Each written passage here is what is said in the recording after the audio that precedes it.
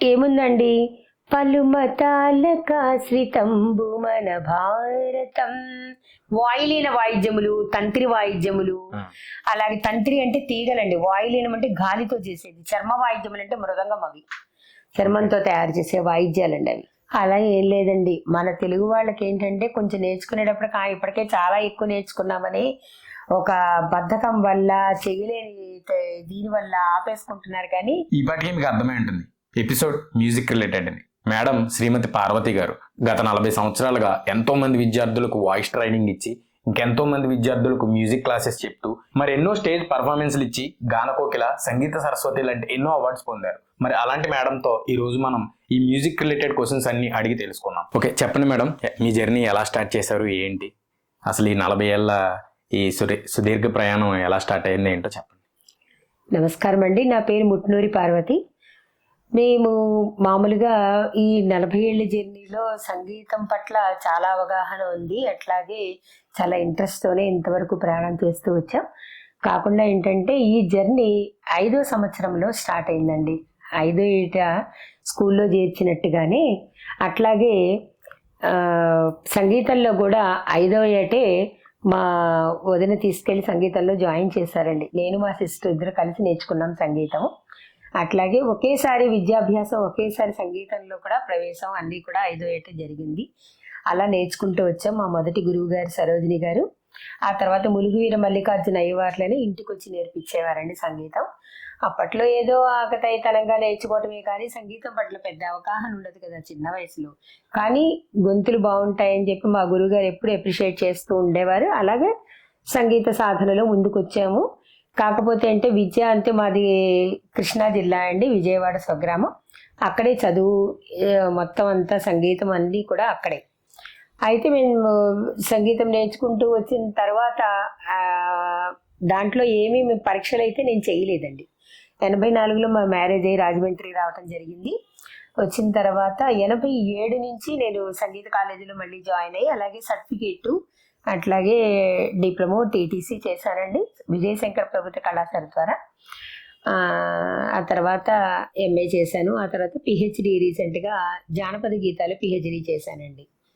అలా స్టార్ట్ అవుతూ వచ్చిందనమాట జర్నీ. మొట్టమొదట సబ్జెక్ట్ టీచర్గా ఉండేదాన్ని, తర్వాత మ్యూజిక్ టీచర్గా.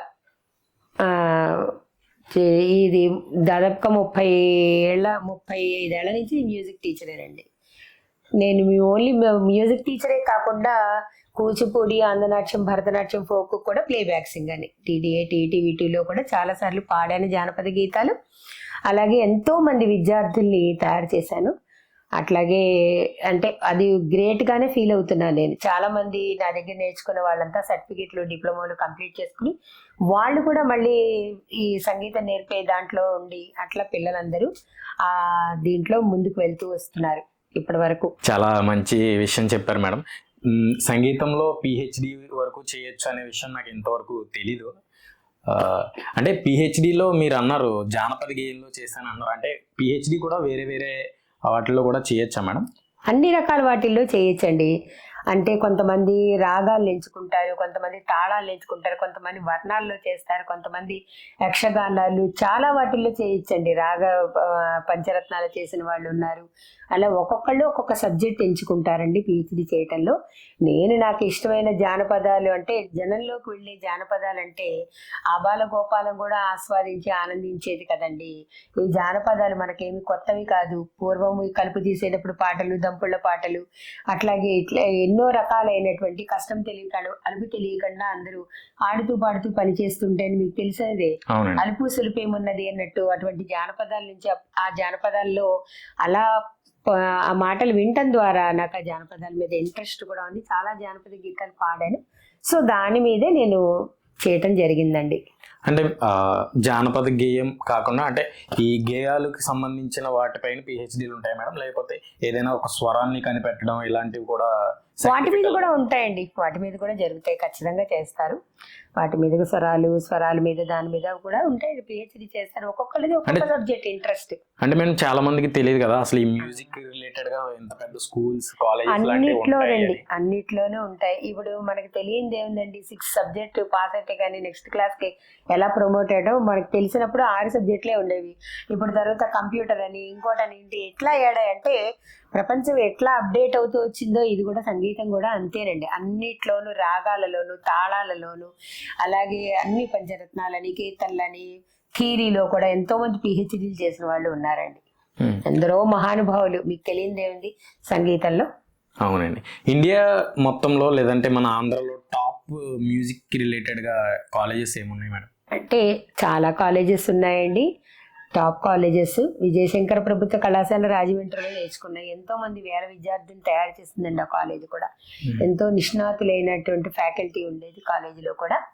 చాలా బాగా, అంటే నాకు తెలిసిన వారి విజయనగరము, విశాఖపట్నము, అట్లాగే విజయవాడ ఈ పరిసర ప్రాంతాలు అన్ని కాలేజీలు కూడా ఎంతో ఇదిగా నేర్పిందేనండి. ఇక్కడ కూడా ఆత్రేయపురము అక్కడ కూడా పెద్ద రాజావారి దీంట్లో కూడా కళాశాలల్లో కూడా సంగీతం నేర్పేవారు. అంటే చాలా ఇప్పుడు మీరు అన్నట్టు కాలేజీల్లో నాకు తెలిసిన పరిధిలో విజయశంకర ప్రభుత్వ కళాశాలే గ్రేట్ అంటాను. ఎందుకంటే నేను అక్కడే చదివి అక్కడే చేశాను కాబట్టి. ఎందుకంటే అంతకు ముందుగానే నాకు ఎన్నో కీర్తనలు 70 కీర్తనలు 80 కీర్తనలు వచ్చి ఎన్నో పంచరత్నాలు వచ్చినా నాకు సర్టిఫికేట్లు లేవు. కానీ ఇక్కడ ఫస్ట్ ఇయర్లో జాయిన్ అయ్యి మళ్ళీ 4 ఏళ్ల సర్టిఫికేట్ కోర్సు 2 ఏళ్ల డిప్లొమా టీటీసీ చేశాను కాబట్టి నా పరిధిలో మరి విజయశంకర ప్రభుత్వ కళాశాల గ్రేట్ అంటాను కదండి. అంతే అండి, అంతే. మేడం, మీరు నేర్పించిన చాలా మంది వేలాది మంది స్టూడెంట్స్ లో మీ best student, I mean best కాకపోయినా ఒక ఉన్నత స్థాయికి వెళ్ళిన వాళ్ళు ఉన్నారండి? చాలా మంది ఉన్నారండి, చాలా మంది ఉన్నారు. అండ్ పేర్లు చెప్పడానికి అన్నట్టుగా మరి అనూష, కళ్యాణి, అట్లాగే సుష్మా, వైష్ణవి, ముఖ్యంగా చిన్న పిల్లలు కృష్ణశ్రీతను, అలాగే పరిణిత, అట్లాగే అంటే వీళ్ళకి ఎప్పుడు కూడా ఈ సింగర్స్ అంటే ప్లేబ్యాక్ సింగర్ అవ్వడం, ఏదైనా సినిమాలకి పాడడం లాంటి వాళ్ళకి ఎక్కువ హైలైట్ అవుతా ఉంటారు. అలా కాకుండా కీర్తనలు పాడే వాళ్ళు కూడా చాలా మంది ఉంటారు. కాకపోతే బయటికి జనాలకి చాలా మందికి తెలియదండి. అంతే. నా దగ్గర నేర్చుకున్న వాళ్ళకందరికీ సంగీతంలో మంచి నాలెడ్జ్ ఉన్న వాళ్ళే. నా దగ్గర ఒక రఫీ అని ఒక కుర్రాడు నేర్చుకున్నాడండి. వాడు అవటానికి మామూలుగా సంగీతంలో వాడికి ప్రవేశం లేకపోయినా గిటార్ అది వాయించేవాడు. యాక్చువల్గా నా దగ్గర సంగీతానికి వచ్చినప్పుడు వాడు కూడా అలాగే ఏకసంత గ్రాహి అండి. అంటే ఒక వర్ణాన్ని ఊరికి 4 రోజుల్లో వర్ణం నేర్చుకోవడం అంటే నాట్ ఈజీ అండి, చాలా కష్టము. అట్లా 2 నెలలు అలా పడుతుంది రావడానికి. అట్లాంటిది వాడికి ఒక 4 రోజుల్లోనే వచ్చేసేది. అలా పాడేవాళ్ళు చాలా మంది ఉన్నారండి. అంటే ఏంటి మేడం వర్ణన అంటే ఏంటి? అంటే వర్ణము అంటే మీకు తెలిసినవే అనేక రంగులు కలిసినదే వర్ణము. అలాగే సరళీ స్వరాలు, జంట స్వరాలు, దాటి స్వరాలు, హెచ్చిస్తాయి స్వరాలు, ఇట్లాగే మరి అలంకారములు ఇవన్నీ కలిపి గీతాలు, పిల్లారి గీతములు, సాధారణ గీతములు, స్వరజిత్తులు, స్వరపల్లవులు అన్ని కలిసిందే వర్ణం అండి. వర్ణములో కూడా స్వరభాగము, సాహిత్య భాగము ఉంటుంది. అది కూడా 2 స్పీడ్స్ పాడాలన్నమాట. అదొక అద్భుతమైన జర్నీ అండి వర్ణం అంటే. వర్ణాల్లో కూడా పిహెచ్డీలు చేసిన వాళ్ళు ఉన్నారండి. లైఫ్ ని 2 రకాలుగా చూస్ చేసుకునే వాళ్ళు ఉంటారు మేడం. ఒకటి ప్యాషన్ పక్కన పెట్టి ఏదైనా డబ్బులు సంపాదించి ఉద్యోగం చేసో వ్యాపారం చేసో వెళ్ళే వాళ్ళు ఉంటారు. దాంతో పాటు కొంచెం ప్యాషన్ నేర్చుకునే వాళ్ళు ఉంటారు. కొంతమంది ప్యాషన్నే దాంట్లోనే వృత్తి నేర్చుకుని దాంట్లోనే వృత్తి చేసుకుని అభివృద్ధి అయ్యే వాళ్ళు ఉంటారు. సో ఈ మ్యూజిక్ రిలేటెడ్గా చూసుకుంటే ఈ మ్యూజిక్ నేర్చుకుని కొంతవరకు అంటే పిల్లలు వచ్చి జాయిన్ అవుతారు, కొంచెం మ్యూజిక్ నేర్చుకుంటారు, తర్వాత ఎందుకని వాళ్ళు వదిలేస్తారంటారు? అసలు ఈ మ్యూజిక్ ఫీల్డ్ వదిలేసి మళ్ళీ వాళ్ళ ఫీల్డ్కి వెళ్ళిపోవడానికి గల కారణాలు ఏంటంటారు? అంటే ఇప్పుడు మీకు తెలిసిందే కదండి, ప్రపంచం అంతా చాలా అప్డేట్ అయిపోయింది. ఇవాళ మీకు తెలియంది ఏం కాదు, సాఫ్ట్వేర్ జాబ్లు అంటూ బాగా వచ్చేసాయి మనకి. అవునా కదా? అలా వచ్చేసిన తర్వాత ఎంతో డెవలప్ అయిపోయింది సిస్టంలో. ఊరికే కూర్చుని వర్క్ ఫ్రమ్ హోమ్ అంటారు. వర్క్ ఫ్రమ్ హోమ్లో చేస్తుంటే 80,000 1,00,000 రూపాయలు వాడికి ఊరికే కూర్చుని చేస్తున్నాడు. వాడు వర్క్ ఫ్రమ్ హోమ్ చేస్తున్నాడో తెలియదు, మ్యూట్లో పెట్టి వాడు ఇంట్లో పని చేస్తున్నాడో తెలియదు కంపెనీ వాళ్ళకి. అట్లాంటివన్నీ చేస్తూ ఉంటారు. అలా చేసుకుని ఊరికే కూర్చోవటం అలవాటైపోయి 80,000 1,00,000 రూపాయలు సంపాదించే వాళ్ళకి సంగీతం నేర్చుకుని సంగీత సాధనలో ప్రతి నెల వాళ్ళకి నెలకి 12 క్లాసులు 8 క్లాసులు చెప్పి 1,000 రూపాయలు 1500 సంపాదించాలని ఎవరికి ఉంటుందండి చెప్పండి. అంటే ఫాస్ట్గా ఎలా డబ్బు సంపాదించాలి, ఎలా చేసుకోవాలి, ఎలా డబ్బుని సేవ్ చేయాలి, దాన్ని ఎలా మనం దాన్ని సేవ్ చేసుకోవాలి, ఎలా ఆస్తులు కొనుక్కోవాలి అనేదే ఎక్కువ ఉందండి నేటి సమాజంలో. ఎందుకంటే నేను చూస్తున్నాను కదండి చాలా మందిని. అంటే ఇప్పుడు మీకు లేదా అండి, మరి మీరు కూడా సంగీతంలోనే నేర్పి ఇలాగా ఫీజు తీసుకునే కదా మీరు నేర్పుతారంట. కరెక్టేనండి మీరు అన్నది. ఫస్ట్ తమ ఏమనిపిస్తుందంటే, ముందు మన అవసరాలకి ఎప్పుడూ కూడా ఏదైనా సరే ఫ్రీగా నేర్పేదానికి విలువ ఉండదండి. అది ఏంటంటే ఎంత ఎంత కాదన్నా ఫ్రీగా నేర్పుతున్నారనికి మనకే టాలెంట్ లేదనుకుంటారు. అయ్యో పాపం వాళ్ళు ఇచ్చుకోలేరని మనం నెమ్మదిగా నేర్పినా ఈవిడికి ఏం రాదు అందుకని ఎవరు లేక మనకు ఫ్రీగా నేర్పుతున్నాయి. ఎప్పుడైతే డబ్బు తీసుకుని మనం సంగీతం అంటే ఫీజు తీసుకుని మనం సంగీతం నేర్పుతామో అప్పుడు వాళ్ళకి ఇస్తున్నామనే లక్ష్యం వాళ్ళకు ఉంటుంది, నేర్పాలనే గురి మనకు కూడా ఉంటుంది. సో అలా మనం కానీ ఇప్పుడు మీరు చెప్పినట్టు ఎంత వేగంగా దీన్ని ఎందుకంటే వదిలేస్తున్నారంటే మరి దీంట్లో అంత రాదు కదా. ఈ జర్నీ లాంగ్ జర్నీ, ఇది ఎలా ప్రాక్టీస్ చేస్తూ ఉండాలి, అలాగే ఎన్నో స్టేజ్ పర్ఫార్మెన్స్లు ఇవ్వాలి, అలాగే ఎన్ని చోట్ల పలానా వాట్ అబౌట్ యూ అంటే పలానా పార్వతి అంటే ఏంటి, నాకు ఒక పేజ్ క్రియేట్ చేసుకోవాలి, అలా ఉంటేనే కానీ రాదు కదా. మరి ఇప్పుడు అలా అలా జరిగేదానికి కాకుండా ఇప్పుడు పిల్లలు విత్తనం వేయగానే మొక్కలు రావడమే కాదు ఫలాలు కూడా అందుకోవాలనే జనరేషన్లో మనం ఉన్నామండి. ఇప్పుడు ఇప్పుడు ఇప్పుడు పిల్లలందరూ అలాగే ఉన్నారు. మరి అలాంటప్పుడు ఒక మంచి పోర్ట్ఫోలియో క్రియేట్ చేసుకోవాలంటే అసలు వాళ్ళు ఏమేమి చేయాలి మేడం?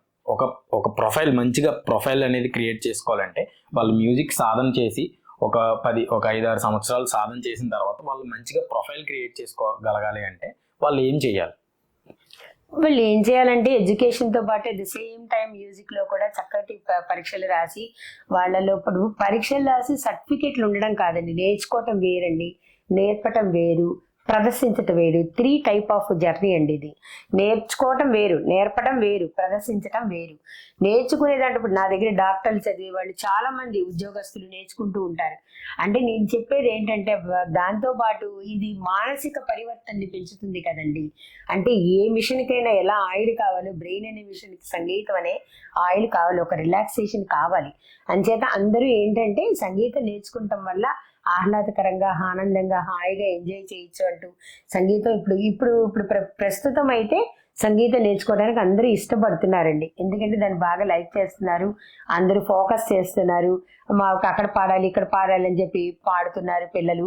అలా ముందు చేస్తున్నారండి పిల్లలు. చేసుకున్నదే అలా చేస్తూ వాళ్ళు ఏం చేయాలంటే ఈ పరీక్షలే కాకుండా ఆ సబ్జెక్ట్ అంతా తెలుసుకొని చక్కగా ఎలా ప్రదర్శించాలి, ఎలా నేర్చుకోవాలి, ఎలా సాధన చేయాలి, ఎలా పాడాలి, ఎలా ప్రదర్శించాలి, ఎలా ఫోకస్ చేయాలని కూడా ఈ వైపు కూడా వాళ్ళు ఆలోచించాలండి. ఎడ్యుకేషన్తో పాటు చేస్తే అందరూ కూడా చక్కటి మ్యూజిక్ జర్నీలో ముందుకు వెళ్తారు. అది మాత్రం 100% నేను చెప్పగలను. సరే అండి, వాళ్ళ రోడ్ మ్యాప్ గురించి బాగానే చెప్పారు. ఇప్పుడు అసలు నాకున్న డౌట్ ఏంటంటే ఈ కర్ణాటిక్ మ్యూజిక్ అంటారు, లేకపోతే ఈ వెస్టర్న్ మ్యూజిక్ అంటారు, హిందూ మ్యూజిక్ అంటారు, ఈ డిఫరెన్సెస్ ఎందుకు వచ్చాయి మేడం? అసలు ఈ మ్యూజిక్ అనేది ఎప్పటి నుంచో ఉంది, పురాతన కాలం నుంచి ఉంది, కాకపోతే ఈ పార్టీషన్స్ ఎందుకు జరిగినాయి అంటారు? ఏముందండి, పలుమతాలకాశ్రితంబు మన భారతం అన్నట్టు రకరకాల భాషలతోటి మీకు తెలిసిందే. జాతీయ గీతం రవీంద్రనాథ్ ఠాగూర్ గారు రాసినప్పుడు కూడా ఎన్నో భాషలు దాంట్లో మిళితం చేసి రాశారు. అందుకని రకరకాల భాషలు, తమిళం, కన్నడ, అలా ఉర్దూ, అన్ని రకాల భాషల్లోనూ వాళ్ళు పాడుకునేటి వాళ్ళ స్థాయిలో ఈజీగా పాడేటట్టుగా అలా ఈ హిందుస్థానీ సంగీతంలో చక్కగా హిందీలో నిష్ణాతులైన వాళ్ళు చక్కగా గజల్స్ అని పాడుకునేలాగా, అలాగే కర్ణాటక సంగీతం అంటే కర్ణాటక సంగీతం వాళ్ళకి హిందీ రాదండి, ఇంగ్లీష్ రాదండి అంటే చెప్పలేదు, అందరికి అన్నీ వచ్చును. కానీ ఈ కర్ణాటక సంగీతంలో నేర్చుకునే వాళ్ళు ఇలా పాడుకునేలాగా. వెస్ట్రన్ మ్యూజిక్ మీకు తెలిసిందే, వెస్ట్రన్ మ్యూజిక్ అనేది కర్ణాటక సంగీతం నేర్చుకుంటే పాడడం చాలా ఈజీ. అది మనందరికీ చాలా ఏళ్ల క్రితం శంకర శాస్త్రి గారు మనకు చూపించేశారు ఎలా ఈజీగా దాన్ని పాడచ్చు. అది మనకి మామూలుగా అంటే మనకి సినిమా మాట చెప్పగానే మన ప్రేక్షకులకు కూడా బాగా అర్థమవుతుంది, మీకు అది తెలియదేముంది. సో వాళ్ళు ఈ కర్ణాటక సంగీతం వస్తే ఆ సంగీతం చాలా ఈజీ అయిపోతుందండి వాళ్ళకి నేర్చుకోవడానికి, పాడడానికి కూడా. అలా వాళ్ళ భాషని బట్టి వాళ్ళు అలా సెలెక్ట్ చేసుకున్నారు. కానీ ఇందులో ఒక రకమైనటువంటి సంగీతం గొప్పదని, ఒక రకమైన సంగీతం తక్కువదని మాత్రం ఇందులో ఏం లేదండి. సంగీతం అంతా ఆ పాట మధురము సంగీతము, అంతే కదండి. ఆ సంగీతం అనేది అనంతం. అవునండి, ఈ రోజుల్లో మ్యూజిక్ నేర్చుకోవడం కూడా చాలా ఈజీ అయింది. వెనకట కొన్ని రోజులతో పోలిస్తే ఇప్పుడు కొంచెం ఈజీ కూడా అయింది. ఎందుకంటే డిఫరెంట్ ప్లాట్ఫామ్స్ వచ్చేసి యూట్యూబ్ అని అదని, లేకపోతే ఆన్లైన్ క్లాసుల్లో కూడా నేర్చుకుంటున్నారు. ఇప్పుడు నా డౌట్ ఏంటంటే ఈ ఆన్లైన్ క్లాసెస్ అనేది మంచిదంటారా, లేకపోతే ఈ గురు శిష్య సంబంధం ఆఫ్లైన్లో నేర్చుకోవడం ఈ పరంపర కంటిన్యూ అయితేనే మంచిదంటారా? ఎందులో మ్యూజిక్ నేర్చుకుంటే కొంచెం తొందరగా వస్తుంది, లేకపోతే ఏది బెటర్ అని మీ అభిప్రాయం? దైవమైన చూపలేడు మంచి గురువుని, మంచి గురువైతే చూపగలడు దేవదేవుని అన్నట్టు గురుముఖంగా నేర్చుకునే దానికే ఫస్ట్ ఇంపార్టెన్స్ అండి.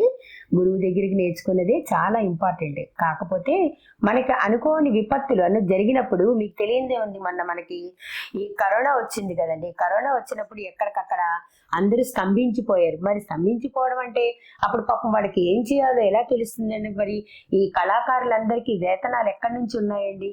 అంటే ఇప్పుడు ఈ సంగీతం అంటే ఒక పాడడం ఒకటే కాదు కదండి. ఇన్స్ట్రుమెంట్స్, వీణ, వైలిన్, మృదంగం, తబల, బోటు, మరి డప్పు, టోలు, ఇవన్నీ మొత్తం అన్ని కూడా అనేకమైన ఇన్స్ట్రుమెంట్స్ ప్లే చేసే వాళ్ళు ఉన్నారు. మరి వాళ్ళందరికీ వేతనాలు ఎలాగా?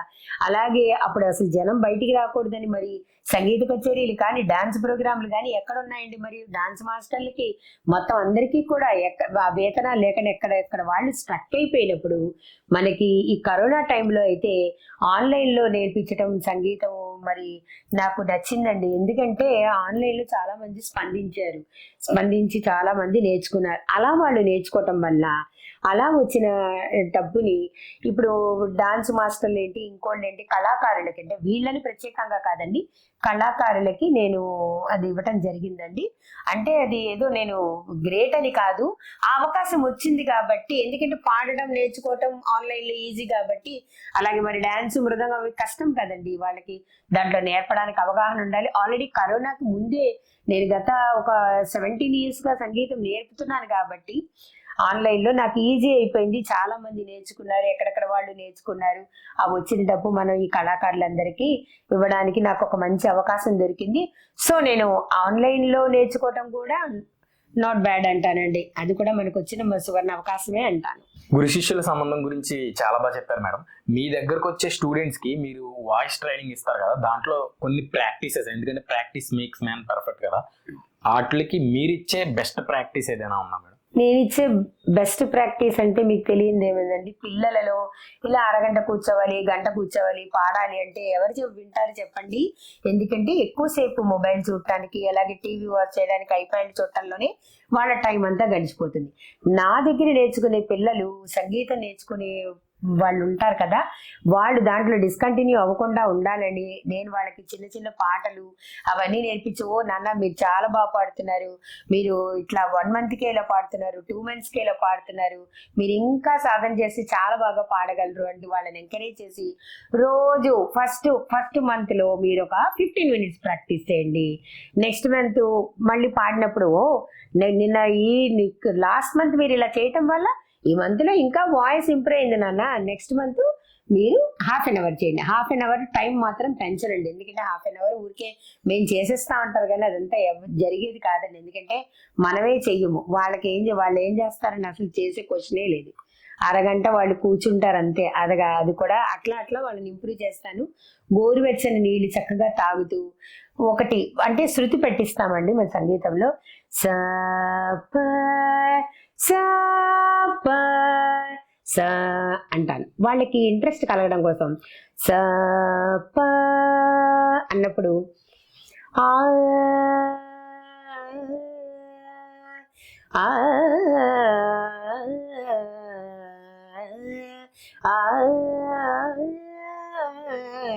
అది ఏ రాగము ఏది అని తెలుసుకోలేరండి వాళ్ళకి అంతలో నిష్ణాతత ఉండదు కదా. కానీ ఏదో ఒకటి హమ్ చేయమంటూ ఉంటాను. వాళ్ళు అలా చేస్తున్నప్పుడు ఏమవుతుందంటే వాళ్ళకి తెలియకుండానే మనం రాగాలు పాడేస్తున్నాము, పాటలు పాడేస్తున్నాను, ఒక అభిలాష వాళ్ళలో ఒక ఇంట్రెస్ట్ వచ్చి వాళ్ళు ఇంకా నేర్చుకోవడానికి దోహదపడుతుందని ఇలా చిన్న చిన్న హింట్స్ ఇస్తూ ఉంటానండి. మేడం, ఇప్పుడు అసలు ఈ సంగీతం నేర్చుకోవడానికి టాలెంట్ ఇంపార్టెంట్ అంటారా, లేదంటే ప్రాక్టీస్తో కూడిన హార్డ్ వర్క్ ఇంపార్టెంట్ అంటారు? అన్నిటికంటే ఇంపార్టెంట్ నేర్చుకోవాలనే ఆలోచన అండి. టాలెంట్ కాదు, ఇది కూడా కాదు. ఎందుకంటే నేర్చుకోవాలనే ఆలోచన, తపన. వినికిడి వల్లే సంగీతం పెరుగుతుంది. ఎవరికైతే నేర్చుకోవాలని ఇంట్రెస్ట్ ఉంటుందో వాళ్ళకి డెఫినెట్గా వస్తుందండి.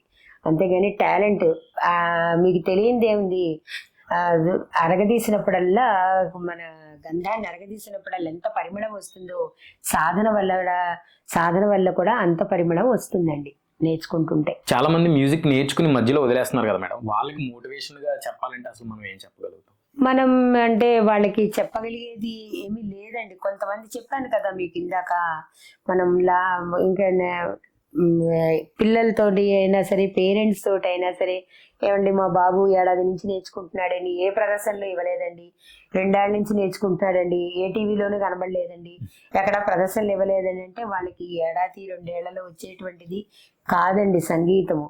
అలా పాడేవాళ్ళు కొంత తక్కువ మంది ఉంటారు, అసలు క్యాచ్ చేయలేని వాళ్ళు ఎక్కువ మంది ఉంటారు. కానీ ఇంట్రెస్ట్ని బట్టి అలాంటప్పుడు వాళ్ళు ఏం చేస్తూ ఉంటారంటే పేరెంట్స్ కూడా ఇప్పుడు ఇందులో ఇంకెంత పేషెన్స్గా వీడు కుదురుగా కూర్చుని పాడలేకపోతున్నాడని చెప్పి డిస్కంటిన్యూ చేయించేస్తూ ఉంటారు. నేననేది ఏంటంటే వాళ్ళని అంటున్నానని కాదండి, పేరెంట్స్ కూడా కొంచెం ఓర్పు పట్టి వాళ్ళ ఆ జర్నీలోకి తీసుకెళ్తే పిల్లలకి తప్పకుండా సక్సెస్ అవుతారు. ఒకసారి వీణలో పెడతారు, ఒకసారి వైలిన్, ఒకసారి గాత్రం, ఒకసారి డ్యాన్స్, ఒకసారి వెస్టర్న్ డ్యాన్స్, ఇలా ఒకసారి ఇలా అన్ని games, indoor games, outdoor games, chess. మనకి ఇప్పుడు చెస్ ఆడుతున్నారు అనుకోండి, చెస్ ఎక్కువ వినపడుతుంది దాంట్లో పెట్టేస్తారు, టేబుల్ టెన్నిస్ దాంట్లో పెట్టేస్తారు. అసలు మనం ఏం చూజ్ చేసుకోవాలనేది నా అబ్జర్వేషన్లో పేరెంట్స్కే కొంత అవగాహన లేదేమో అనుకుంటున్నాను. అలా అని వాళ్ళని తప్పుపడుతున్నానని కాదు, వాళ్ళ పరిధులు, వాళ్ళ లిమిట్స్, వాళ్ళ అవసరాలు వాళ్ళకు ఉంటాయి కదండి. అది అంతకన్నా ఏం లేదండి దాంట్లో. అసలు ఈ మ్యూజిక్ ఇండస్ట్రీస్లో పాలిటిక్స్ అనేవి ఏ విధంగా ఉంటాయి? ఎందుకంటే నేను ఈ క్వశ్చన్ అడగడానికి గల కారణం, మీకు నెంబర్ ఆఫ్ స్టూడెంట్స్ ఉన్నారు. ఈ స్టూడెంట్స్ ఎవరైతే ఉన్నారో వాళ్ళు తల్లిదండ్రుల కన్నా గురువునే ఎక్కువ నమ్ముతూ ఉంటారు. ఈ మ్యూజిక్ రిలేటెడ్గా బాగా ఎక్కువ అని నేను నమ్ముతాను. అలాంటిది అంటే ఆ శిష్యులు వచ్చి మీకు ఎప్పుడైనా ఇలా జరుగుతుంది మేడం, ఇలా అయ్యింది, ఈ పాలిటిక్స్ అనేవి ఇలా ఉన్నాయని ఎప్పుడైనా చెప్పుకున్నారా? మీకు తెలిసినంతట్లో అసలు పాలిటిక్స్ అనేవి ఏ రకంగా ఉంటాయి మ్యూజిక్ ఇండస్ట్రీలో? ఎందుకు ఉండదండి, జాయింట్ ఫ్యామిలీ లాంటి ఇంట్లో ఉండే 10 మందిలోనే ఇన్ని పాలిటిక్స్ ఉన్నప్పుడు ప్రపంచం అంతా నిండి ఉన్న సంగీతంలో పాలిటిక్స్ డెఫినెట్గా ఉంటాయండి. అందులో అనుమానమే లేదు. అది స్టూడెంట్స్ వచ్చి నాకు చెప్పక్కర్లేదండి, నేనే అది ఫేస్ చేశాను, చాలాసార్లు జరిగింది నా విషయంలోనే. కానీ నేనేంటంటే చెప్పాను కదా, సంగీతం మీద ఉన్న ఇంట్రెస్ట్ మీద అలా దాన్ని ప్రొలాంగ్ చేసుకుంటూ వచ్చానండి. అది నాకు తెలుసు, చాలా పాలిటిక్స్లో చాలాసార్లు నేను పైకి రాలేదండి. రాకపోయినా సరే నేను ఎప్పుడు నా జర్నీ ఆపలేదు. అంటే అలా పాలిటిక్స్ వల్ల నేను పైకి రాలేకపోయాను అనే భావన కంటే, నేను ఒక మంచి సంగీతం పిల్లలకి ఎంతమంది విద్యార్థుల్ని నేను తయారు చేయగలను, ఎంతమంది మనసుల్లో సంగీతం పట్ల అవగాహన పెంచగలను, నేర్చుకోవాలని కుతూహల తేగలను అని కొన్నాళ్ళు నేను అలాగే అనుకున్నాను, ఈ పాలిటిక్స్ వల్ల పైకి రాలేనేమో అని. కానీ తర్వాత నాకు అనిపించింది, మనమే ఇంతమంది విద్యార్థులు తయారు చేయాలి, అలా మనం చేసినప్పుడు మనకి ఒక సాటిస్ఫాక్షన్ ఉంటుంది అని చెప్పేసి నేనే అనుకున్నానండి. పిల్లలైతే వచ్చి ఇలా పాలిటిక్స్ వల్ల ఇలా రాలేదు, అలా రాలేదు అని చెప్పి చాలాసార్లు చర్చలు, పోటీలు జరిగినప్పుడు మాకు ప్రైజులు రాలే, టీచర్ వాళ్ళకే ఇచ్చారు, ఇలాంటివి జరుగుతుంటాయి. అది కామన్ అండి. ఆ క్షణంలో ఉండే న్యాయ నిర్ణేతలు వాళ్ళు ఎలా మార్కులు వేస్తే వాళ్ళకి అలా వస్తూ ఉంటాయి. కొన్నిసార్లు అనుకున్న బాగా పాడిన వాళ్ళకు కూడా రావు. అవన్నీ అనేకమైన, మీకు తెలియనిది ఏముందని, ప్రపంచం అంతా పాలిటిక్స్లోనే నిండి ఉంది, మీకు తెలియనిదేమీ కాదు. అలాగే సంగీతంలో కూడా బ్రహ్మాండంగా పాలిటిక్స్ లోనే ఉంది మన సంగీతం కూడా. అంటే ఏంటంటే ఇంకా ఆ సంగీతం పోకుండా పిల్లలకి నేర్పాలి అనే ఉద్దేశంతో నేనే చాలా వరకు ఫేస్ చేశానని మీకు చెప్తున్నాను కదా. అలాగే డాన్స్లో పాడేటప్పుడు కూడా మీరు ఇంకా బాగా పాడాలి అన్నా సరే, నేను ఎంత బాగా పాడినా, డిస్కరేజ్ చేసినా, ఎన్ని అవాంతరాలు ఎదురైనా ఆ జర్నీలో అలా నడుస్తూనే వచ్చానండి. ఇప్పటి వరకు కూడా నడుస్తూనే ఉన్నాను. ఓకే మేడం, ఇంకా పాలిటిక్స్ అనేవి ఇంక ఏ విషయంలో అయినా కామన్ అని నాకు అర్థమైంది. నెక్స్ట్ వచ్చి మేడం, అసలు ఈ మ్యూజిక్లో, ఈ సంగీతంలో ఎన్ని ట్యూన్స్ అని ఉంటాయా, లేకపోతే ఈ పాటని ఆ తాళం కట్టేటప్పుడు, లేకపోతే ఆ పాటని స్వరని స్వరపరుస్తూ అంటారు కదా, వాటికి ఈ స్వరాలతోనే చెయ్యాలని ఉంటుందా, లేకపోతే కొన్ని రోజుల తర్వాత అసలు ఇంక ఈ స్వరం అనేది దొరుకుద్ది అంటారా పాటని ఒక పాటగా కూర్చడానికి? రాగాలు అనంతమైనవండి. రాగాలు ఎప్పుడు కూడా అయిపోకుండా అలా ఉంటూనే ఉంటాయండి. అది ఎప్పుడు అలా ఉంటూనే ఉంటుంది. రాగం, రాగాల అనంతాలు అని మీకు తెలియదే. స్వరరాగ గంగా ప్రవాహమే, గంగా ప్రవాహంతో పోల్చారు స్వరం అనేది. అట్లా రాగాలు అయిపోవటం అంటూ ఏముండదని, మనకి 72 మేళకర్త రాగాల నుంచి కొన్ని వేల రాగాలు జనించే, వాటిలోంచి కొన్ని వేల రాగాలు కనుక్కున్నారు. ఇలా ఎన్నో రాగాలు ఈ రోజుల్లో కూడా, ఇప్పటికి కూడా ఇంకా వాగ్గేయకారులు రాగాలు కనిపెడుతూనే ఉన్నారు. బోల్డ్ రాగాలండి. వాటి ప్రవాహం ఎప్పుడు కూడా దానికి ఫుల్ స్టాప్ ఉండదండి. ఎప్పుడు అలా కామాలు ఉండి వెళ్ళిపోతూ ఉండడమే. అలా అనేక వేల రాగాలు పుడుతూనే ఉంటాయండి. ప్రజలకు ఎక్కువగా ఇవి కాదు కదా మేడం. ఇప్పుడు ఈ కూచిపూడి, భరతనాట్యం వాటి కన్నా ఎక్కువ సినిమాటిక్ వాళ్ళలోనే ఉంటున్నారు ప్రజలందరూ. ఈ సినిమాటిక్ రిలేటెడ్ గానేమో ఈ మ్యూజిక్ చేసే వాళ్ళు ఎవరైతే ఉన్నారో మ్యూజిషియన్స్, వాళ్ళు కూడా చాలా కష్టపడుతున్నారు ఈ స్వరాలు జతపరచడానికి గట. కొన్ని సార్లు చదువుతూ ఉంటారు, లేదంటే కొన్ని ఇంటర్వ్యూస్ లో కూడా చెప్తూ ఉంటారు, చాలా కష్టం ఈ స్వరాలన్నీ చేయడం అది అని. మరి వాళ్ళకి అసలు మరి ఎందుకు అంత కష్టం అవుతుంది అంటారు? వాళ్ళకి రాక, లేకపోతే దాని మీద సరైన అవగాహన లేక అంటారు? రాక, అవగాహన లేక కాదండి.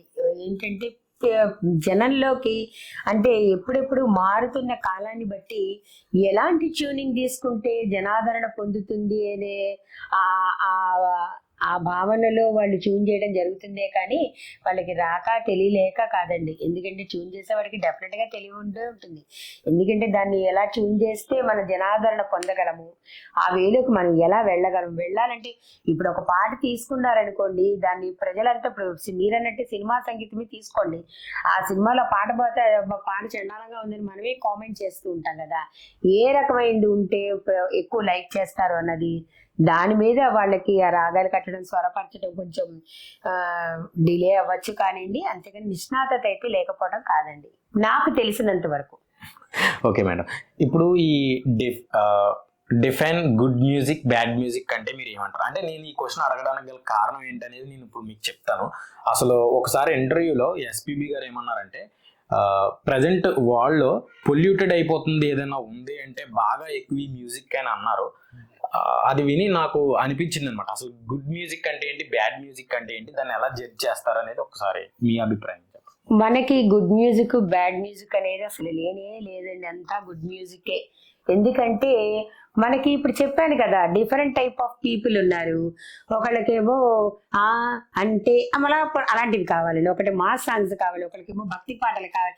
ఇట్లా ఒక్కొక్కటి లైక్ చేస్తూ ఉంటారు. దీంట్లో వాళ్ళు తీసుకుంటూ రావాలంటే, ఆ జర్నీలో వాళ్ళు పెట్టుకుంటూ రావాలంటే రకరకాల ట్యూనింగ్లు, రకరకాల ఇవి వాళ్ళు చేసుకుంటూ రావాలండి. సినిమా సంగీతంలో ఎట్లా ఉన్నా మనకి ఏమవుతుందంటేనండి, అంటే మనకు తెలుసు సామజవరగమన అనే హిందోళ రాగంలో ఒక త్యాగరాజ స్వామి కీర్తన అద్భుతమైన కీర్తన అని, సగమద నిస నిద నిద మగ స అని మనకు తెలుసు. కానీ మనం చూడండి, అది వింటున్నాం, సామజవరగమన అనేది వింటున్నాం, సామజవరగమన అనేది కూడా అంటే మనకి రకరకాల ఇలాంటి ట్యూనింగ్లు, రకరకాలవి కావాలండి నేటి జనానికి. అందుకని ఎస్పి బాలసుబ్రహ్మణ్యం గారు కూడా ఆ వే ఆఫ్ దీంట్లో ఆయనకి బాధ కలిగి అలా అని ఉంటారు. కానివ్వండి, సంగీతం అనేది ఎప్పుడు మంచి సంగీతమేనండి. సంగీతంలో బ్యాడ్ అనేది అసలు ఉండదు. ఓకే మేడం, ఇప్పుడు ఈ సంగీతంలోనే మొత్తం డిజిటలైజ్ అవుతుంది, అంటే లైక్ అప్డేట్ అవుతూ వస్తుంది కదా మేడం. ప్రతి దాంట్లోనే అప్డేట్ అవుతుంది. ఇంకొక 10-15 సంవత్సరాల్లో మొత్తం డిజిటలైజేషన్ కూడా అయిపోద్దని నా ఉద్దేశం. ఈ కీబోర్డ్ లేకపోతే వేరే ఈ ఇన్స్ట్రుమెంట్స్ ఏవైతే ఉన్నాయో ఇవన్నీ కూడా డిజిటలైజ్ అవుతున్నాయి, అంటే ట్యాబ్స్ లోకి వచ్చేసాయి. ఇది వరకు మొత్తం అంతా ఇన్స్ట్రుమెంట్స్ లో ఉండేదంతా ఇప్పుడు ట్యాబ్స్ లోకి వచ్చేసాయి. దాని మీద మీ అభిప్రాయం ఏంటండి? అప్డేట్ అయ్యి చక్కగా ఈ కొత్తవి కనిపెట్టడం, మనిషికి ఉండేటువంటి తెలివి, అంటే ఎప్పుడు కూడా చాలా మందిని చూస్తూ ఉంటారండి, ఏదైనా ఒక క్వశ్చన్ అడగగానే వెయిట్ చేయండి అని వెంటనే గూగుల్ ఓపెన్ చేసి చూస్తుంటారు. కానీ ఆ గూగుల్ కూడా పెట్టింది మనిషే కదండి, మనమే కదా. అట్లాగే ఇప్పుడు ఈ ప్యాడ్స్ ఇవన్నీ కూడా మనకి దాంట్లో పెట్టే ట్యూనింగ్లు ఇవన్నీ కూడా కళాకారుల నుంచి సేకరించినవే.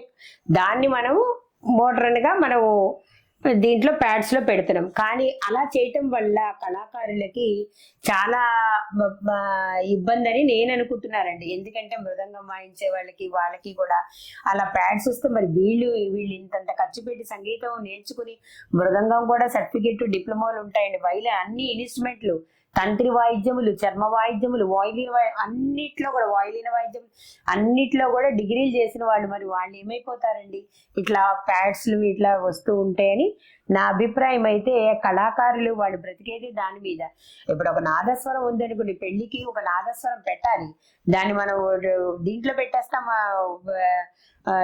పెట్టేస్తాం యూట్యూబ్ లో చూసి పెట్టేస్తాం అంటే మరి కళాకారులు ఎలా ఉంటారు అన్నది వాళ్ళ గురించి ఆలోచిస్తుంటే ఎక్కడికి వెళ్తుందా అని నాకు ఒక్కొక్కసారి బాధ కలుగుతూ ఉంటుందండి. సరే మేడం, ఇప్పుడు మీరు మాటల మధ్యలో ఏవో కొన్ని చెప్పారు, అంటే ఫర్ ఇన్ఫర్మేషన్ కోసం అసలు ఈ ఇన్స్ట్రుమెంట్స్ అనేవి ఎన్ని రకాలు ఉన్నాయి మేడం మ్యూజిక్? చాలా రకాలు ఉన్నాయండి. తంబూరా వీళ్ళ దగ్గర నుంచి తీసుకోండి, అన్ని ఇన్స్ట్రుమెంట్సే. తంబూరా, వయోలిన్, తర్వాత అట్లాగే అంటే ఇన్స్ట్రుమెంట్స్ కాదు మేడం, మీరు ఇప్పుడు మాటల మధ్యలో ఏదో చెప్తా రకాలు ఏదో చెప్పారు కదా. వాయులీన వాయిద్యములు, తంత్రి వాయిద్యములు. అలాగే తంత్రి అంటే తీగలండి, వాయులీనం అంటే గాలితో చేసేది, చర్మ వాయిద్యములు అంటే మృదంగం, అవి చర్మంతో తయారు చేసే వాయిద్యాలండి. అవి అంటే చర్మంతో తయారు చేసే వాయిద్యాలని చర్మ వాయిద్యాలు అంటారు. మృదంగము, డోలు, టప్పు ఇలాంటివన్నీ చర్మ వాయిద్యాలు. అలాగే నాదస్వరము, ఫ్లూటు, అలాగే ఇవన్నీ కోటు, ఇవన్నీ కూడా వాయులీన వాయిద్యములు. తంత్రి వాయిద్యములు వీణ, వయలిన్, తంబూరా ఇవన్నీ తంత్రి వాయిద్యములు. అంటే ఎయిర్ తో వచ్చే వాటికి అంటే వాయులీన వాయిద్యములు అంటారండి. అంటే ఈ తీగలు తంత్రి వాయిద్యములు అంటారు. తంత్రి వాయిద్యములు. సో అలా డివైడ్ చేశారు. అవునండి. జలతరంగిణి దీంట్లో పోసి నీళ్లతో కూడా కొట్టే వాయిద్యం ఉంది. చాలా ఉన్నాయండి. సంగీతం చెప్పా కదా, సముద్రం లాంటిది. ఇంత అప్డేటెడ్ టెక్నాలజీ అవుతున్నప్పుడు నెక్స్ట్ వచ్చి మొత్తం ఆర్టిఫిషియల్ ఇంటెలిజెన్స్ రాజ్యం వెళ్ళనుంది కదా మేడం. అంటే ఈ ఆర్టిఫిషియల్ ఇంటెలిజెన్స్ లో ఏదో సోరా సంథింగ్ ఇలా కొన్ని టూల్స్ వచ్చేసాయి. మనుషులు లేకుండానే ఈ ఆటో ట్యూన్స్ అనేవి క్రియేట్ అయిపోయేంత స్థాయికి వచ్చేసాం మనం. అది ఇంకొక 10-15 సంవత్సరాల్లో వేరే స్థాయికి కూడా వెళ్ళిపోయే ఛాన్సెస్ కూడా ఉన్నాయి.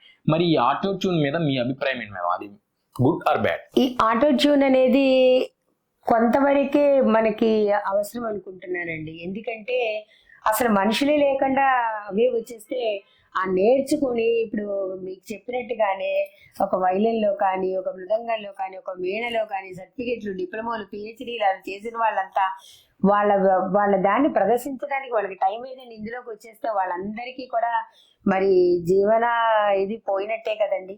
ఆ కళాకారులందరికీ కూడా చాలా ఇబ్బంది పడతారండి. ఎందుకంటే వాళ్ళకి మరి దాని మీదే బ్రతికే వాళ్ళు, మీరు వైలిన్ నేర్చుకోండి, మీరు మృదంగం నేర్చుకోండి అని చెప్పేవాళ్ళు ఎవరు నేర్చుకుంటారు? ఎందుకండి, ప్యాడ్ కొనేసుకుంటే స్విచ్ కొడితే అవే వచ్చేస్తాయి కదండి. ఇంకా నేర్చుకోవటం ఎందుకండి? నేర్చుకునే విద్యార్థులు కూడా తగ్గిపోతారండి. అందుకని నాకైతే అది నాకు నచ్చట్లేదండి. ఎందుకంటే విద్యార్థులు కూడా తగ్గిపోతారు. కళలు నేర్చుకునే విద్యార్థులు ఎందుకు ప్యాడ్ లో ఓపెన్ చేసుకుంటారు, వైలిన్ వచ్చేస్తూ ఉంటుంది, ప్యాడ్ ఓపెన్ చేస్తారు, వేణ వచ్చేస్తుంటుంది, అందులోనే గాత్రం ట్యూనింగ్లు కూడా వచ్చేస్తూ ఉంటాయి.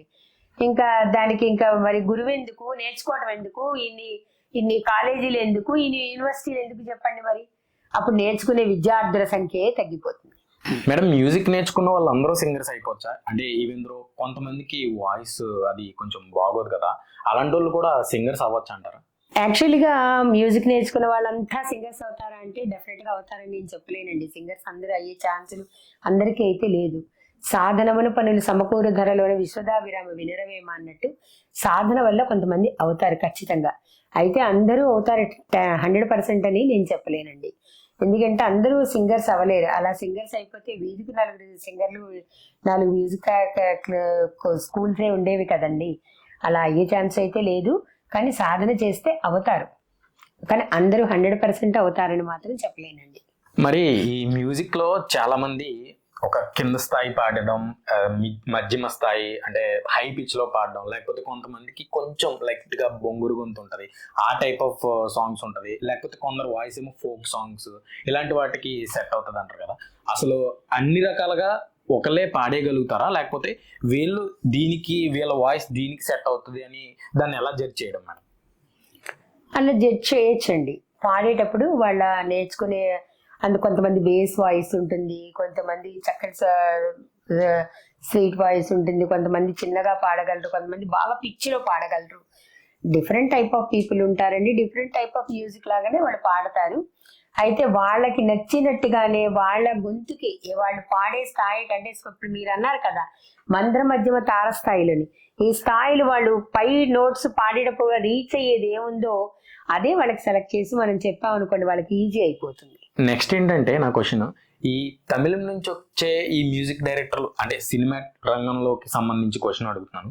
ఈ తమిళ రంగం నుంచి వచ్చిన వాళ్ళకి ఎక్కువ ప్రాధాన్యత పెరుగుతుంది అండ్ వాళ్ళ నుంచి ఎక్కువ మంది వస్తున్నారు. అంటే ఇళయరాజా గారు కావచ్చు, ఇంకా చాలా మంది నెంబర్ ఆఫ్ సింగర్స్ కూడా మ్యూజిషియన్స్ అక్కడి నుంచి వచ్చిన వాళ్ళే ఎక్కువ మంచి మ్యూజిక్ ఇవ్వడం జరుగుతుంది. మన తెలుగు వాళ్ళకి ప్రాధాన్యత తగ్గిపోతుంది అనేది నా అభిప్రాయం. అసలు ఇది ఎందుకు జరుగుతుంది మేడం? అలా ఏం లేదండి. మన తెలుగు వాళ్ళకి ఏంటంటే కొంచెం నేర్చుకునేటప్పుడు ఇప్పటికే చాలా ఎక్కువ నేర్చుకున్నామని ఒక బద్ధకం వల్ల చెయ్యలేని దీని వల్ల ఆపేసుకుంటున్నారు. కానీ మన తెలుగు వాళ్ళు కూడా చాలా తెలివైన వాళ్ళు ఉన్నారండి.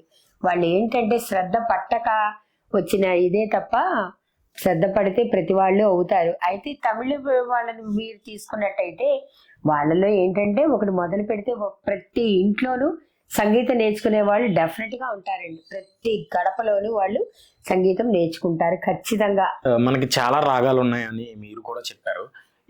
మీకు ఎప్పుడైనా సినిమా ఈ పాటలు అది వినేటప్పుడు ఈ రాగాల్ని వీటిని ఎలా భ్రష్టు పెట్టించేస్తున్నారు అని మీకు ఎప్పుడైనా అనిపించిందా మేడం? ఎందుకంటే నాకు ఈ అభిప్రాయం ఎప్పుడు కలగలేదండి. ఎందుకంటే సినిమా పాటలు అంటే కూడా నాకు చాలా ఇష్టం. ఇప్పుడు పాడుతూ ఉంటాను. లీల గారు, జిక్కీ గారు, అలాగే జానకి గారివి పాడుతూ ఉంటాను. లీల గారు, జిక్కీ గారు రాజమండ్రి వచ్చిన వాళ్ళు ఎదురుకుండా పాడి కూడా వాళ్ళ దగ్గర నుంచి కూడా ప్రశంసలు అన్ని కూడా షీల్డ్ తీసుకున్నాను. అయితే నాకైతే ఇప్పుడు అలా అనిపించలేదండి. అంటే సంగీతము అనేది ఏదైనా పాటలు రాగం వింటం నాకు ఇష్టం అవడం వల్లేమో, మరి అంటే ఆ మ్యూజిక్ ఫీల్డ్ లో ఉండడం వల్లేమో నాకు అన్ని మ్యూజిక్లు బాగా నచ్చుతాయండి. దీన్ని ఎప్పుడు ఇలా చేశారేమిటని నాకు అనిపించలేదు. సంగీతంతో చాలా రోగాలను కూడా నయం చేసే అవకాశాలు ఉన్నాయంటారు. దాని మీద మీ అభిప్రాయం ఏంటి? మనకి తెలిసిందే కదండి, పురాణ ఇతిహాసాల్లోనే చెప్తున్నారు. అలాగే ప్రహ్లాదుడు లోపల నుంచే గర్భంలోంచే తెలుసుకున్నాడు, బయటకు వచ్చాడు. అలాగే అభిమన్యుడు, ప్రతిది ఎన్నో పురాణ ఇతిహాసాలే చెప్తున్నాయి. రాళ్ళు కరిగి ప్రవహించాయండి సంగీతం ద్వారా. అలాగే ఖచ్చితంగా మానసిక రోగాలన్నీ నయమవుతాయండి. దానికి ఎగ్జాంపుల్ నేను ఒక 4-5 అలాగే తగ్గించానండి. ఎందుకంటే తగ్గించానంటే నేను డాక్టర్ని కాదు. సంగీతం అంటే వినిపించటం వల్ల బెడ్ రిడెండ్ అయిపోయిన వాళ్ళకి యనమాచార కీర్తనలో వినిపించటం వల్ల వాళ్ళు లేచి మళ్ళీ మామూలు వ్యక్తులు అయ్యారు. ఇంట్లో ఏవో చిన్న చిన్న తగాదాలు కూడా మానసిక వాటి వల్ల వచ్చినప్పుడు కూడా వాళ్ళని కూడా కౌన్సిల్ చేసి వాళ్ళకి నేర్పితే వాళ్ళు కూడా మామూలు వాళ్ళు అయ్యారండి. నా దగ్గరే జరిగింది. అలాగా ఖచ్చితంగా నయం అవుతాయండి. నెక్స్ట్ దాంతో పాటు మనకి ఈ సినిమా రంగంలో వల్ల చెప్పడం వల్ల లేకపోతే ఏంటో నాకు తెలియదు, ఈ మ్యూజిక్ తో రాళ్ళను కూడా కరిగించవచ్చు అని అంటారు కదా మేడం, దానికి మీ అభిప్రాయం? జస్ట్ ఇప్పుడే కదా నేను చెప్పాను, పురాణ ఇతిహాసాలు చెప్పాయి మనకి దైవదత్తంగా సంక్రమించింది సంగీతం అని మీకు ఇప్పుడే కదా నేను చెప్పాను. త్యాగరాజస్వామి, ముత్తుస్వామి దీక్షితార్ గారు, శ్యామశాస్త్రి గారు, ఇలా ఎన్నో వేల సంవత్సరాల క్రితం మనకి అద్భుతమైనటువంటి సంగీతాన్ని, ఆ సంగీతం పాడుతూ కూడా భగవంతుని మనకి చూపించారు. ఆనాటి కాలంలో భగవంతుడే చూపించంగా లేనిది రాళ్ళు కరిగి ప్రవహించడం ఒక విశేషం అండి. ఖచ్చితంగా జరుగుతాయి. అంటే పంచభూతాలు కూడా మ్యూజిక్ కి రిలేటెడ్ గా మనం కంట్రోల్ చేయొచ్చు అని కూడా నేను విన్నాను. ఖచ్చితంగా స్పందిస్తాయండి. ఎందుకంటే పంచభూతాలే మనమండి. ప్రతి ఒక్కరికి కూడా ఫేవరెట్ అనేది ఉంటది కదా మేడం. మీ ఫేవరెట్ సింగర్ ఎవరు?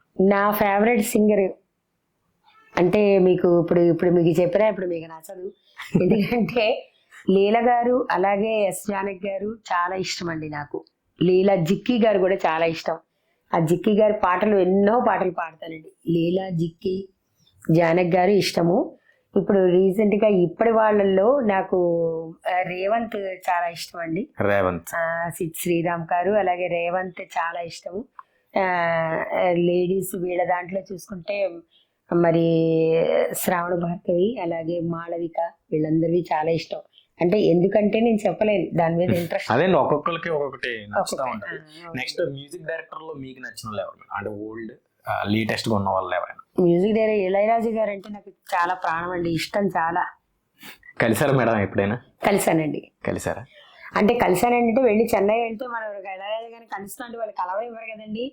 అందుకని అనుకోకుండా అరుణాచలం టెంపుల్ దర్శించడానికి వెళ్ళినప్పుడు ఆయన సిక్ అయి ఉన్నారు. అరుణాచలం టెంపుల్ దేవుణ్ణి చూడడానికి వచ్చారు. అక్కడ కలుసుకుని ఇంకా ఆయన చూడంగానే నాకు ఇష్టమైన వ్యక్తి కనిపించగానే నా నోట మాట రాలేదు. నమస్కారాలు చెప్పి మీ పాటలన్నీ అంటే మీ మ్యూజిక్ అంటే నాకు చాలా ఇష్టం అండి అని మాత్రమే చెప్పానండి. అంటే కలవడం అంటే అంతేనండి. ఇప్పట్లాగా ఫోటోలు తీసుకుని స్టేటస్ లో పెట్టడం అప్పుడు అంత ఇది నాకు తెలియలేదు. మీకు ఎప్పుడు ఒక సాంగ్ అంటూ ఒక ఫేవరెట్ సాంగ్ అనగానే మీ మైండ్ లోకి వచ్చే సాంగ్ సడి చేయకు గాలి సడి చేయబోకే, సడి చేయకు గాలి సడి చేయబోకే, బడలి ఒడిలో రాజు పవళించేనే, సడి చేయబోకే. రాజమకుటం సినిమాలో లీల గారు పాడారండి, నాకు చాలా ఇష్టం. కొంచెం సరదాగా సాగింది. నెక్స్ట్ క్వశ్చన్ ఏంటంటే, మీ కెరియర్ మొత్తంలో ఈ మ్యూజిక్ రిలేటెడ్గా అనుకోని సందర్భాలు ఏదైనా మీరు ఎదుర్కొన్నారు? చాలా మంచి ప్రశ్న వేశారండి. అంటే మన ఇంటర్వ్యూ ఎండింగ్లో అయినా చాలా మంచి క్వశ్చన్ వేశారు. ఎందుకని చెప్తున్నానంటే, అనుకోని ఎన్వి ఎప్పుడు ఒక మ్యూజిక్ కెరియర్లో ఏంటి, ఏ మనిషి కెరియర్లోనే అనుకోని సంఘటనలు అలా జరుగుతూనే ఉంటాయండి. అలా నా విషయంలో కూడా జరిగింది. మ్యూజిక్ టీచర్గా ఉన్నప్పుడు మా మేడము మీకు ఒక 4 పాటలు ఇచ్చారనమాట. Hindi, Sanskrit, Vande Mataram, folk. ఈ 4ట్లో మీకు ఫస్ట్ ప్రైజ్ రాకపోతే కనుక మీకు ఇది ఉండదండి బాబు, లేకపోతే జీతం పెన్షన్ మీకు అన్నారు. అప్పుడు నాకు ఆ జీతం అవసరం. అమ్మో ఏం చేయాలి, వస్తుందా రాదా అని టెన్షన్ పడ్డాను. ఖచ్చితంగా 4 ఫస్ట్ వచ్చింది. మేడం జీతం కూడా పెంచారు. అలాగే కుర్తాళం వెళ్ళినప్పుడు మా ఫ్యామిలీ ఫ్రెండ్స్ శ్రీదేవి గారు, వాడరేవి శ్రీదేవి గారు అన్న ఆవిడ అక్కడ కుర్తాళంలో సంగీత కచేరీ పెట్టించారండి. యాక్చువల్గా అక్కడ పెట్టించినప్పుడు ఆయన శ్రీ చిదానంద భారతి గారని ఆయన మీద ఒక పాట రాసి మీరు పాడాలి పార్వతి గారు అని చెప్పినప్పుడు నాకు పాట రాయడానికి నేను ఏమన్నా నన్నైనా తిక్కనమ్మో ఎలాగ ఈ పాట రాయడం అని అనుకున్నాను. అట్లాగే గురువు గారిని నేను ఎప్పుడు చూడలేదు గట్ట ఆయన ఫోటో చూసి పాట రాయటం జరిగిందండి. యాక్చువల్గా కుర్తాళంలో ఆ పాటను ప్రదర్శించేటప్పుడు నాకు తెలియని అనుభూతి. అక్కడ శ్రీ రాజరాజేశ్వరి పీఠంలో మహాకుంభాభిషేక ఈవెంట్లో పాడానండి. అయితే అనుకోని సంఘటన అంటున్నారు చూసారా, ఒళ్ళు పులకరించిపోయేటువంటి సంఘటన ఏంటంటే, ఆ రోజు అక్కడ ఆ చిదానంద భారతి గారు పట్టుచీర పెట్టి సత్కరించి అలాగే బంగారపు ఉంగరం ఇవ్వడమే కాకుండా మరి అక్కడ నాకు అన్నిటికంటే ఎంతో విలువ గల సంగీత సరస్వతి అనే అవార్డు నాకు ఆయన చేతుల మీదుగా వచ్చిందండి. అది నేను ఎక్స్పెక్ట్ చేయలేదండి. ఎందుకంటే ఎందరో మహానుభావులు అందరికీ వందనాలు అన్నట్టు నాకు అంతటి జ్ఞానము లేదు, నేను ఎప్పుడైనా ఎవరికైనా రీచ్ అవ్వగలనా అనుకునేదాన్ని. అలాంటిది ఆయన నీలో ఉన్న తెలివితేటలు తెలియదమ్మా, ఎంత అద్భుతంగా పాడేవంటే ఒక పాట రాసి అలా పాడటం ఈ కుర్తాళాన్ని కదిలించి వేసింది అని చెప్పి ఆయన చాలా ఆనందపడి సంగీత సరస్వతి అనే అవార్డు ఇచ్చారండి. ఆ పాట ఆయన మీద రాసిన పాటను మాత్రం ఎప్పుడు మననం చేసుకుంటూ ఉంటాను. ఒకసారి మా కోసం అది ఒక్కసారి పాడండి. శ్రీ శ్రీ శ్రీ చిదానంద భారతి వందనమయ్యా అభివందనమయ్యా, నీ చేసిన పూజా ఫలముకు ఈ జన్మలో నీ దర్శన భాగ్యము శ్రీ,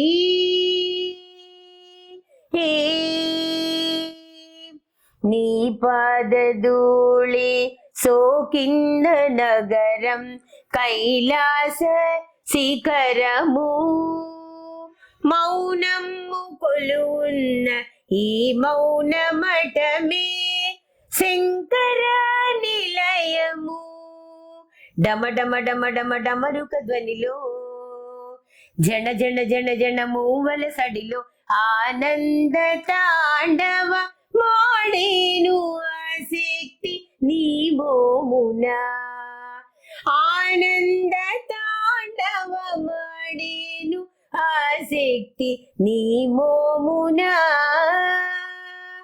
నీ మోమున. బాబా నిజంగా చాలా బాగుంది మేడం. ఈ పాటకి మీకు నిజంగా అలాంటి అవార్డు రావడం అసలు సందేహమే లేదు. ఖచ్చితంగా వింటుంటేనే నాకు చాలా బాగా అనిపించింది. గూస్ బంప్స్ రావడం, అక్కడ నేను లైవ్లో ఉండుంటే ఇంకా బాగుంది అనిపించింది. బట్ ఇక్కడ వినడం కూడా నా అదృష్టంగా నేను భావిస్తున్నాను మేడం. నిజంగా గురువే దైవం కింద ప్రార్థించాలి, అది నేను నమ్ముతాను. చాలా సంతోషం అనిపించింది మేడం. ఇది చూసేవాళ్ళు కూడా వినేవాళ్ళకి కూడా నాకు తెలిసి చాలా బాగా హ్యాపీగా ఫీల్ అవుతారని నేను అనుకుంటున్నాను. మేడం మీకు చాలా నెంబర్ ఆఫ్ అవార్డ్స్ వచ్చినాయి కదా, ఆ అవార్డ్స్లో మీకు ఈ సంగీత సరస్వతి అవార్డు ఇప్పుడే చెప్పారు బాగా మీకు భాగోద్వేగాన్ని కలిగించింది అని. ఇంకా వేరే ఏమైనా అవార్డ్స్ ఉన్నాయా మేడం, అలా అనిపించిన అవార్డ్స్? ఎన్నో అవార్డ్స్ వచ్చాయండి, కానీ దాంట్లో కూడా గాన కోకిల అనే అవార్డు కూడా వచ్చింది. అంటే ఆ కోకిల మీద చాలాసార్లు పాటలు రాయటం, చాలా పాటలు రాసుకున్నానండి నేను. అందుకని మావి కొమ్మల ఊయల ఊగరావే కోయిల అనే పాటని ఇలా పాడుకుంటూ ఉండేదాన్ని అనమాట. కోయిల గానం ఇలా ఉంటుందా, ఇలా కూకు అంటుందా అనేది ముందు నుంచి నాకు కోయిలకు కూడా చాలా ఇష్టం. అందుకని గాన కోకిల అనే బిరుదుని కూడా చాలా ఆనందం కలిగింది. అలాగే చాలా చాలా మంది విద్యా సంస్థలు, అలాగే డాన్సు మాస్టర్లు వాళ్ళు చాలా మంది చాలా అవార్డులు ఇచ్చారండి. రాధాకృష్ణ కళాక్షేత్రాలు ఎన్నో ఎన్నో, అలాగా అరవాణీలు గారు, అలాగే లాస్యప్రియ, ఇట్లా రకరకాల అవార్డ్స్ చాలా వచ్చాయండి. యునైటెడ్ ఆర్ట్స్ వీటి వల్ల చాలా మంది ఇచ్చారు. అవార్డు అనేది మీకు తెలియనిది ఏముందండి, అవార్డు అనేది ఒక పన్నైనా అందరికీ ఆనందమే కదండి. అంటే మనకి ఇచ్చేటువంటి బహుమతి అది ఏదైనా అందరికీ ఆనందదాయకమే. ప్రతి అవార్డు కూడా నాకు ఆనందాన్ని ఇచ్చేయండి. మీకు ఈ ఏకలవ్యుడు తెలుసు కదా మేడం, మీ గురువుగా ఇప్పుడు ఏకలవ్యుడు ఎలా అయితే ద్రోణాచార్యుడిని తన గురువుగా అనుకుని ఎలా నేర్చుకున్నాడో, మీరు అలా మ్యూజిక్ లో ఎవరైనా గురువుగా తీసుకుని స్వీకరించి చేసిన వాళ్ళు ఎవరైనా ఉన్నారండి? ఎందుకు నేర్చుకోలేండి, ఈ రోజు నేను ఈ మ్యూజిక్ ప్లాట్ఫామ్ మీద నడుస్తున్నానంటే మా గురుతుల్యులు ములుగువీర మల్లికార్జున అయ్యవార్లు. అంటే మాకు నేర్పేటప్పుడే, మాకు ఇంటికి వచ్చి నేర్పేటప్పుడే ఆయన వయసు 70 ఏళ్ళండి. అంటే మేము చిన్నపిల్లలుగా ఉన్నప్పుడే ఆయన పెద్ద ఆయన. నాకు ఈ రోజు కూడా ఆయనే కల్లో కనబడతారండి. ఎందుకంటే ఎప్పుడు ఏ పాట ట్యూన్ చేసినా ఆయన్నే మననం చేసుకుంటాను, ములుగువీర మల్లికార్జున అయ్యవార్లని. ఆయన పేరు మీద ఒక సంగీతానికి ఫీజు, అలాగే డాన్స్కి ఒక ఫీజు, ఒక ఎడ్యుకేషన్కి ఒక ఫీజు, ముగ్గురికి సంవత్సరం ఫీజులు కడతానండి నేను. ఎందుకంటే గురువు గారిని ఈ జన్మలో కాదు, ఎన్ని జన్మలకైనా గురువే కదండి. అందుకని ఆయన ఈ జన్మలో మర్చిపోలేనండి. కాకపోతే నేను ఎప్పుడు బాధపడుతుంటాను, నేను ఇంత బాగా పాడి, అంటే ఇన్నేళ్లు నేను సాధన చేసి ఇలా రాసి పాడి ఇన్ని అవార్డులు తీసుకున్నప్పుడు నా గురువు బ్రతికలేరే అని అస్తమానం బాధపడుతూ ఉంటానండి. ఆయనతో నా సంతోషాన్ని షేర్ చేసుకోలేకపోయానని. ఆయన ఎక్కడున్నా అవన్నీ చూస్తూ ఉంటారు మేడం. మేడం, మీ ఇంటికి వచ్చినప్పుడు చూశాను, నెంబర్ ఆఫ్ అవార్డ్స్ ఉన్నాయి చాలా. అంటే మొత్తం అలా చూస్తే అరమర మొత్తం అవార్డ్స్ అన్ని నింపేశారు. అసలు మీకు ఎన్ని అవార్డ్స్ వచ్చినాయి మేడం? చాలా అవార్డులు వచ్చాయండి. అవార్డులు ఎన్ని వచ్చాయి అన్నది నేనే ఎప్పుడు కౌంట్ చేసుకోలేదండి. వేలకు పైనే ఉంటాయండి అవార్డులు. ఎందుకంటే మీకు చెప్పాను కదా, సంగీతంలోనే కాదండి, అలాగే నేను కూచిపూడి, ఆంధ్రనాట్యం, భరతనాట్యం, ఫోక్ కూడా ప్లేబ్యాక్ సింగర్ని నేను. అంటే చాలా నెంబర్ ఆఫ్ కొన్ని వేల ప్రోగ్రాంలు ఇచ్చాము, కొన్ని వేల అవార్డులు కూడా వచ్చాయండి నాకు. మీరు పిహెచ్డి చేశాను అని అన్నప్పుడే నాకు అర్థమైంది మేడం. అన్నట్లోని కొంచెం అంటే ప్రతి దాంట్లోని మీకు ఒక మంచి అవగాహన ఉన్నదని నాకు అర్థమైంది. మేడం, మీ దగ్గర ఏదైనా ఇన్స్ట్రుమెంట్స్ ఉన్నాయా మ్యూజిక్ రిలేటెడ్? ఇన్స్ట్రుమెంట్ నేను వీణ కూడా నేర్చుకున్నాను. ఎగ్జామ్ రాయలేదు కానీ వీణ కూడా వాయిస్తానండి నేను. మీ దగ్గర ఉంటే ఒక్కసారి చిన్నది ఏదైనా వాయించి చూపించగలరా? అలాగేనండి, తప్పకుండా.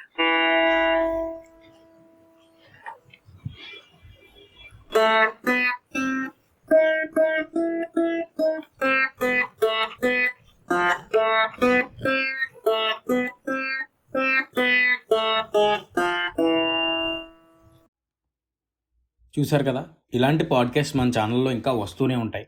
దానికి మీ సహాయం నాకు చాలా అవసరం. ఛానల్ని సబ్స్క్రైబ్ చేసి సపోర్ట్ చేయండి. Thank you very much. Thanks for watching.